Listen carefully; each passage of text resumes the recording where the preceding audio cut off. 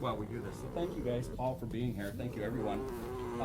To my right is Jose Santiago, and we can stay in spot, and this is Heather Krim, an Animal Crimes Unit investigator.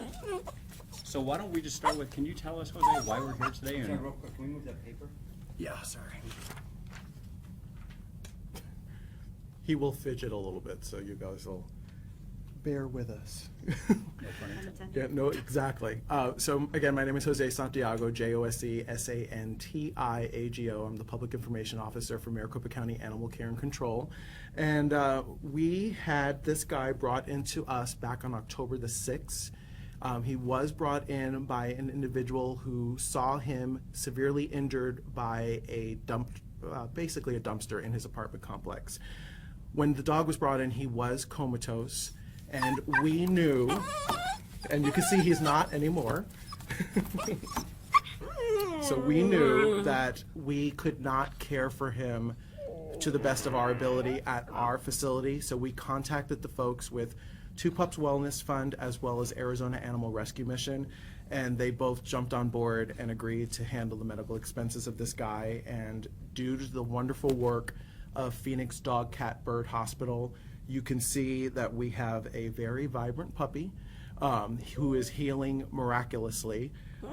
His skull fractures are healing quite well. He is beginning to eat and drink on his own. He is regaining a lot of movement, but we don't want people to think that his journey is over, because it's far from over. This guy is going to be an active puppy, but you have to remember that he has suffered a very traumatic injury. To give folks the idea of what we're talking about here, he's about the equivalent of an autistic child. He is going to require a lot of special attention. He's going to require a lot of care.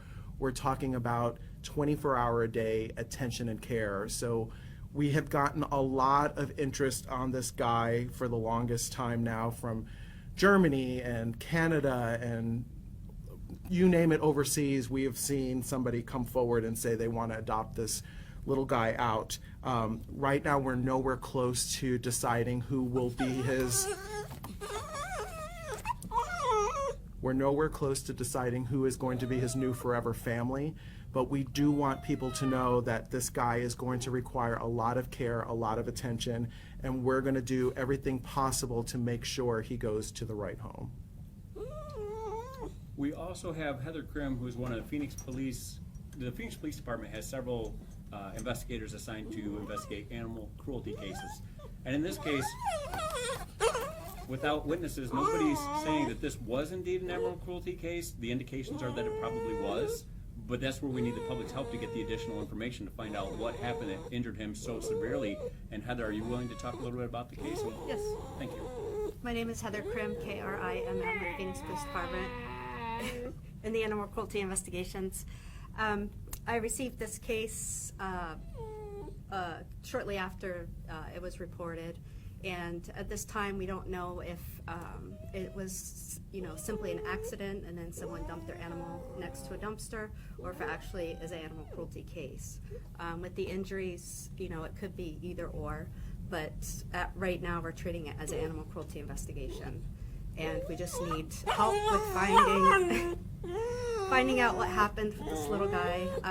We as the Phoenix Police Department take these animal cruelty investigations very, very, very seriously. We want to make sure that these animals are getting justice. One of the things that might be helpful, maybe somebody saw an adult or a kid playing with a puppy, and since then they haven't seen the puppy again, and obviously the puppy's now bigger than probably when this occurred. That kind of stuff would be helpful. If someone calls silent witness with that information, detectives like Heather, they know the right questions to ask, but we need you to point us in the right direction. Is there any questions that you guys want to ask? Jose, can you talk about some of his injuries? He did suffer a skull fracture on both the top part of his skull as well as the bottom part of his skull, and this is the side that we're referring to. Right now, he did get seen by a specialist, and we can tell you that he has regained vision in his right eye. His left eye, he's able to see light, so they're not quite sure if he is going to regain vision in that left eye completely.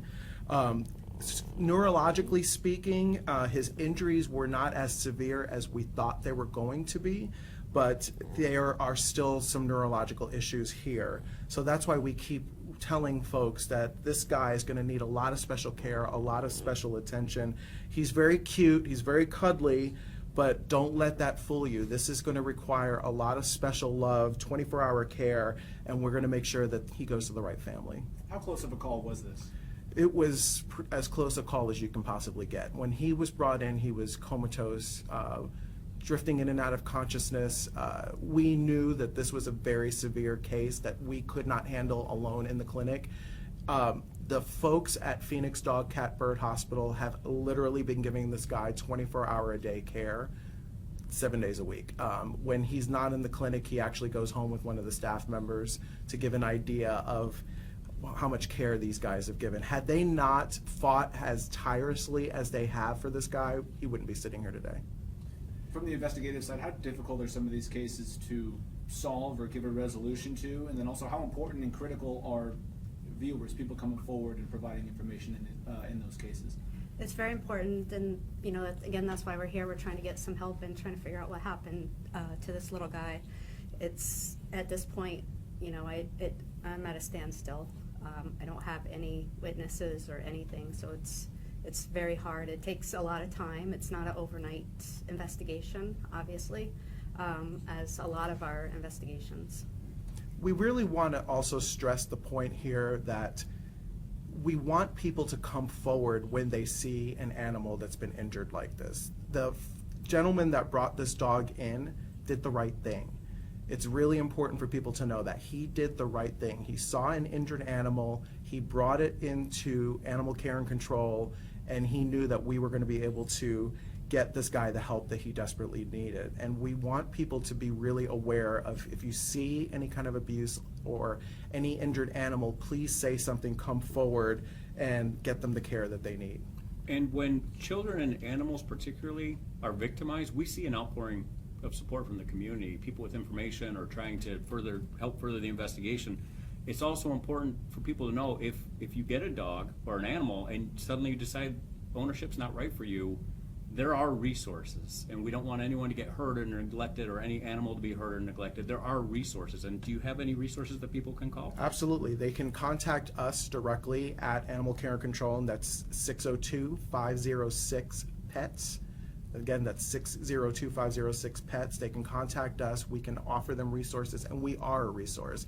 We really are the community shelter, so we don't want people to feel like there is no hope for them when it comes to any kind of animal care. We're going to be there for them. And some people who think there's a timeline before animals get adopted, can you talk about that? Yeah, well, a lot of folks think that there's a fear associated with bringing their animal to a county shelter system, and we want people to be rest assured that we are doing everything that we possibly can to find as many of these guys homes as safely and as comfortably as possible. We are taking care of them to the best of our ability, and we want to see these guys go to a forever home and not have any other fate involved. Well, this is an awful situation that happened to the pup. Somebody at home might think it's sad, but it's just a pup. It's just a dog. Why is it important that we find whoever did this to the pup and get them prosecuted or off the street? It's very important to find people that do anything like this, so that we can get the word out there that we have zero tolerance for this, and bring them to justice. These little animals don't have a voice, and we need to be their voice. You said you didn't have any suspects. At this time, we don't have any suspects. Are we any closer to finding out what exactly he was hit with or what happened to his head? No. I don't have any of that information, no, just that from what I was told, that either the fractures could have came from either an accident or animal cruelty. What's the penalty for something like this? If this is animal cruelty, can you talk about the penalties involved for something like that? Yes, because of his injuries, it's a Class 6 felony. If this is an animal cruelty case, does this mean that there could be somebody that's out there that's not only dangerous to animals but to the community? Yes, there is a direct link with people that commit animal cruelty, that also commit crimes on humans. And we don't want to paint a picture that we think this is a pattern. But this is a situation where even if this was an accident, you still could have got that dog help. You don't have to be afraid of how much it's going to cost. And if you did that in a scenario where other people are watching, now you're teaching that, and we don't want that to be the case. If someone or something needs help, get the help. But if somebody showed a blatant disregard, as they possibly did, and failed to get help, then that needs to be addressed too. We have to say also that the community response has been incredible. I mean, people have come forward to not only help with the medical expenses on this guy, but people are coming forward and adopting some of his friends that are still at the shelter, because they know they can't necessarily help this guy right now, but they know that we've got several hundred other animals that are ready to go home. And so we've seen a lot of people come forward and say, at least I can adopt another animal in his memory. Jose, I apologize if you've answered this already, but the adoption status, and if people see this today and want to inquire about him. Right now, we're not anywhere close to putting him up for adoption for the general public, and we're not sure if that's ever going to happen, to be quite honest with you. Right now, we are trying to determine exactly the extent of his injuries and what the end result as far as therapy is going to be. And once we figure that out, then we're going to determine what the best home would be for him. Jose, how old is he now, and how is he socially and physically? He is about 3 months old now, and socially, he is starting to warm up to a lot of people. A lot of times when we see abuse cases, animals tend to be a little bit more timid, a little bit more scared and sensitive to touch. But this guy does like, you can see now he's quite calm because he likes to be swaddled and cuddled kind of tightly. He is adjusting well to people petting him and coming up to him and being around him, which are all good signs.